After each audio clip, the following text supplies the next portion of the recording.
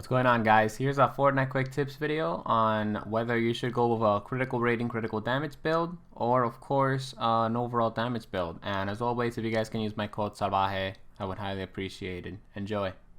What's up, guys? It's Salvaje. So here's a video on critical damage build versus overall damage builds. And this is of course part of my Fortnite quick tips series. So I'm going to try to make this video as fast as possible, but of course also as informative.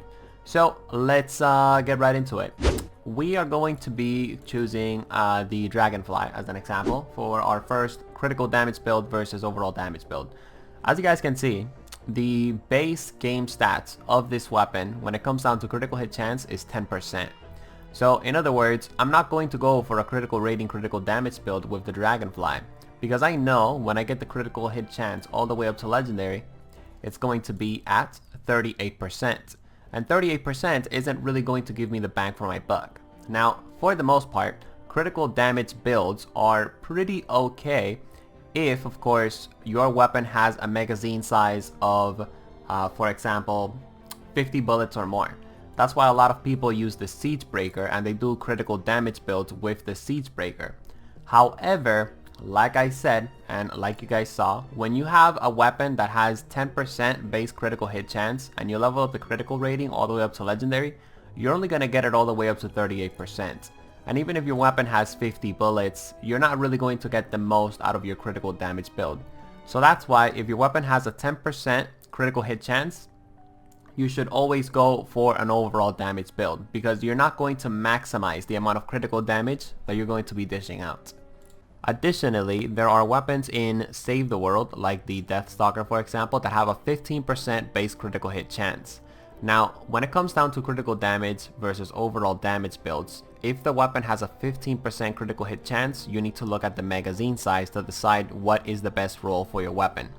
If the weapon has a low magazine size, like 15 bullets, that means you most likely do not want to go for a critical damage, critical rating build, because you're just going to be losing out on damage. The less bullets you have, the less chances you have of landing a critical hit damage shot. So that's why with the Deathstalker for example, it's best to go with overall damage. When you have a weapon that has a base 15% critical hit chance, if you level up critical hit rating all the way up, you're going to take it all the way up to 43%. And 43% is basically the area where the weapon and your critical hit damage starts actually being worth it. For example, my bundle bus right here, I have 2 critical damage on it, and of course I have a critical rating on it. And the reason why I decided to go for a critical rating build on the bundle bus, it's because it has a pretty decent magazine size of 32, but of course most importantly I have 2 critical damage perks on it.